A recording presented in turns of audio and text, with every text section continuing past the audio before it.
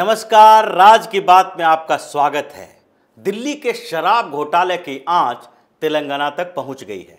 अरविंद केजरीवाल के नए नए दोस्त बने केसीआर, जो तेलंगाना के सीएम हैं, वो भी अब एक्सपोज होने वाले हैं, क्योंकि सिसोदिया, अरविंद केजरीवाल और केसीआर परिवार का एक लिंक सामने आया है, जिसका संबंध दिल्ली के हजारों करोड़ के शराब घोटाले से दिखाई पड़ रहा है। सीबीआई ने जिस दस्तावेज जो जब्त किए हैं और जो छापेमारी की है, उसमें ऐसे नाम सामने आए हैं जो तेलंगाना के सीएम के चंद्रशेखर राव के परिवार यानी सबसे ज्यादा उनकी बेटी के कविता से जुड़ा हुआ है, और उसका सीधा संबंध दिल्ली के शराब घोटाले से है, जिसमें मनीष सिसोदिया के दोस्त विजय नायर और दिल्ली की एक कंपनी इंडो स्पिरिट के मालिक समीर महेंद्रू के साथ जोड़े जा रहे हैं। तो जिस तरीके से ये नए नए तार जुड़ रहे हैं, उसमें अब तेलंगाना में भी बवाल मचा दिया है।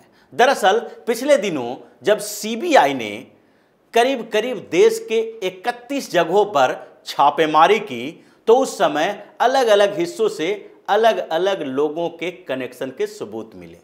इन छापेमारी में एक जगह हैदराबाद में भी छापेमारी की गई और तेलंगाना के कोकापेट में भी छापेमारी की गई। हैदराबाद में अरुण रामचंद्रन पिल्लई के घर पे छापेमारी की गई और वहां से कई दस्तावेज हासिल किए गए, जब्त किए गए। साथ ही कोकापेट में भी उन्हीं की कंपनी के दफ्तर पे छापेमारी की गई और वहां से भी कुछ सबूत इकट्ठे किए गए, जिससे पता चला कि अरुण रामचंद्रन पिल्लई का संबंध इस शराब घोटाले से गहरा है। वो एक ब्राइब ब्रोकर की तरह काम कर रहे थे, यानी वो एक ऐसे बिचौलिए थे जो दो लोगों के बीच डील करवा रहे थे, उससे कमीशन ले रहे थे और दूसरे स्तर पर वो कमीशन सरकार यानी कि दिल्ली सरकार के मनीष सिसोदिया और अरविंद केजरीवाल को जा रहा था। ये पूरा लिंक तब सामने आया जब अरुण रामचंद्रन पिल्लई का नाम कहीं न कहीं केसीआर के परिवार से भी जुड़ा हुआ और इसके बाद भारतीय जनता पार्टी ने एक प्रेस कॉन्फ्रेंस की। इस प्रेस कॉन्फ्रेंस में परेश साहिब सिंह वर्मा और मनजिंदर सिंह सिरसा ने आरोप लगाया कि केसीआर की बेटी के सविता भी दिल्ली के नए एक्साइज पॉलिसी के बनाने में एक अहम भूमिका निभाई थी। और इस बीच जिस तरीके से केसीआर और अरविंद केजरीवाल के बीच नज़दीकियां बढ़ रही थी, उससे शक की सुई और तेज हो गई। अगर देखा जाए तो पिछले 1 सालों में केसीआर और अरविंद केजरीवाल के बीच बहुत नज़दीकी संबंध देखने को मिल रहा था। केसीआर दिल्ली दौरे पर बार बार आ रहे थे। वो अपने नए अभियान में जुटे हुए थे कि किस तरीके से भारतीय जनता पार्टी के खिलाफ चुनाव लड़ने वाली पार्टियों को इकट्ठा किया जाए और एक माहौल बनाया जाए, ताकि भारतीय जनता पार्टी, जो सबसे बड़ी चुनौती उनके लिए तेलंगाना में बन गई है, उसको हराया जा सके। इसके लिए बार बार दिल्ली आना, प्रेस कॉन्फ्रेंस करना और साथ ही हर बार दिल्ली दौरे में अरविंद केजरीवाल से मुलाकात करना उनका रूटीन बन गया था। लेकिन इसके पीछे की सच्चाई लोगों को पता नहीं चल रही थी कि आखिरकार अचानक से केसीआर का संबंध अरविंद केजरीवाल से इतना गहरा कैसे हो गया। क्योंकि पिछले अगर 2014 से बात करें, जब तेलंगाना बना था और केसीआर सीएम बने थे तेलंगाना के, तो उस समय के बाद से लगातार वो भारतीय जनता पार्टी के खेमे में दिखाई पड़ते थे।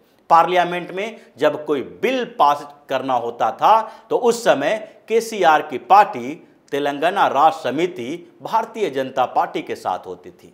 लेकिन अचानक से बाजी पलटने लगी और वो विरोधी खेमे में चले गए, क्योंकि भारतीय जनता पार्टी ने तेलंगाना में उन्हें सबसे बड़ी चुनौती दी है।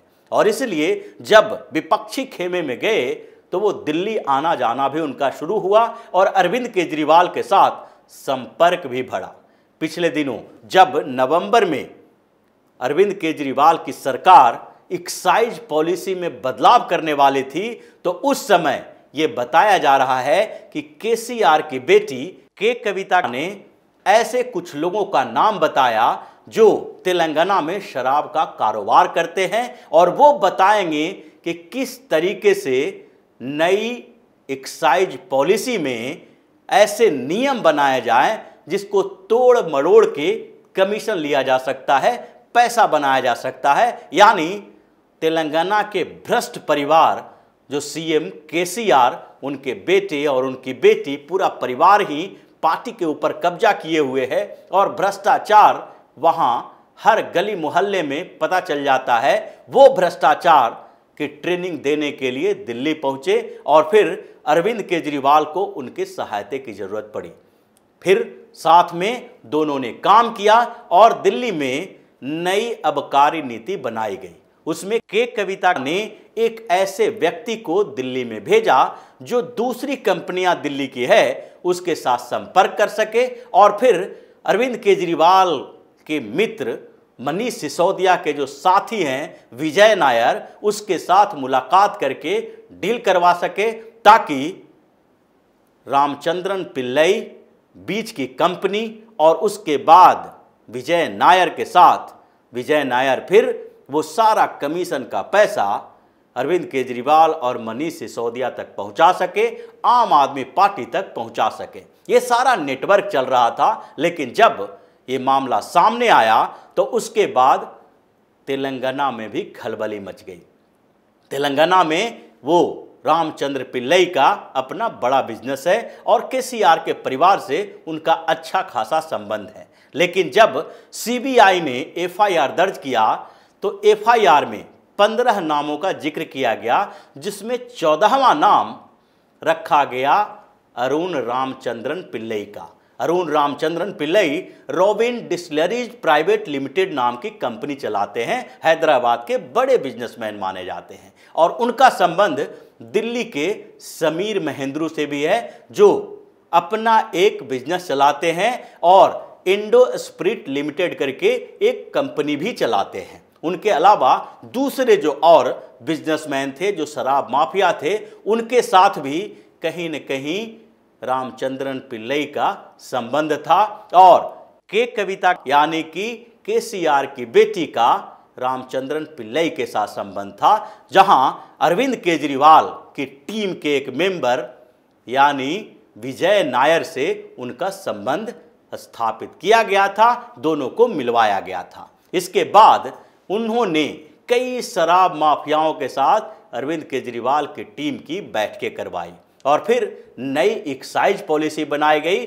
जिसमें सैकड़ों करोड़ का माफी दिया गया लाइसेंस के लिए, और कमीशन की बातचीत की गई, डील की गई। और फिर ये सबूत सीबीआई को मिले हैं कि रामचंद्रन पिल्लई ने समीर महेंद्रू और विजय नायर के बीच कई बैठकें करवाई। समीर महेंद्रू ने पैसे दिए, और ये वही समीर महेंद्रू हैं जिन्होंने राधा इंडस्ट्री को भी पैसे दिए और फिर अर्जुन पांडे को भी पैसे दिए थे। यानी कि समीर महेंद्रू वो कड़ी हैं जो विजय नायर, रामचंद्रन पिल्लई आदि को कहीं न कहीं से दूसरे जगह से पैसे इकट्ठा करके देते थे, और विजय नायर मनीष सिसोदिया के एक करीबी माना जाता है।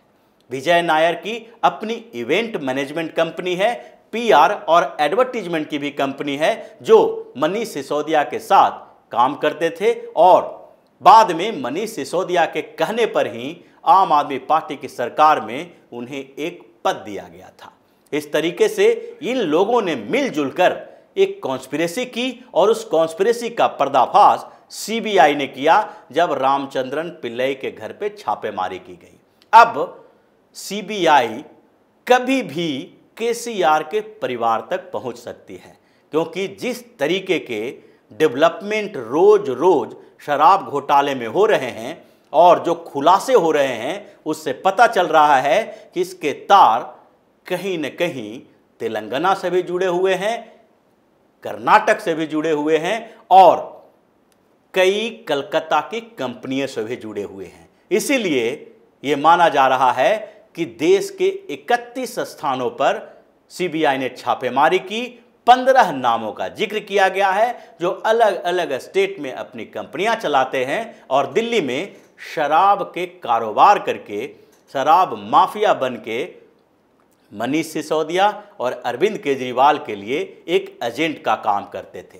तो इस बीच जब तेलंगाना में अगले साल विधानसभा का चुनाव होना है और के चंद्रशेखर राव पूरे हिंदुस्तान में घूम घूम कर भारतीय जनता पार्टी के खिलाफ एक माहौल बनाने की कोशिश कर रहे हैं, दूसरी पार्टियों के नेताओं से मुलाकात कर रहे हैं। इसके लिए महाराष्ट्र भी गए, पश्चिम बंगाल भी गए, ममता बनर्जी से भी मुलाकात की, उद्धव ठाकरे और शरद पवार से भी मुलाकात की और दिल्ली में अरविंद केजरीवाल के साथ भी बैठकें की, इसलिए ताकि भारतीय जनता पार्टी को चुनौती दे सके। लेकिन इस बीच वही अरविंद केजरीवाल के साथ उनकी मुलाकात, उनके संपर्क अब एक भ्रष्टाचार का नया अध्याय जोड़ने वाला है जो तेलंगाना में केसीआर परिवार के लिए बहुत महंगा पड़ेगा और चुनाव में इसका परिणाम देखने को मिलेगा। तो इसी तरह की खबरों के साथ फिर से हाजिर होंगे, तब तक के लिए बने रहिए हमारे साथ और देते रहिए हमें सहयोग ताकि इसी तरह की खबर हम आपके लिए लाते रहें।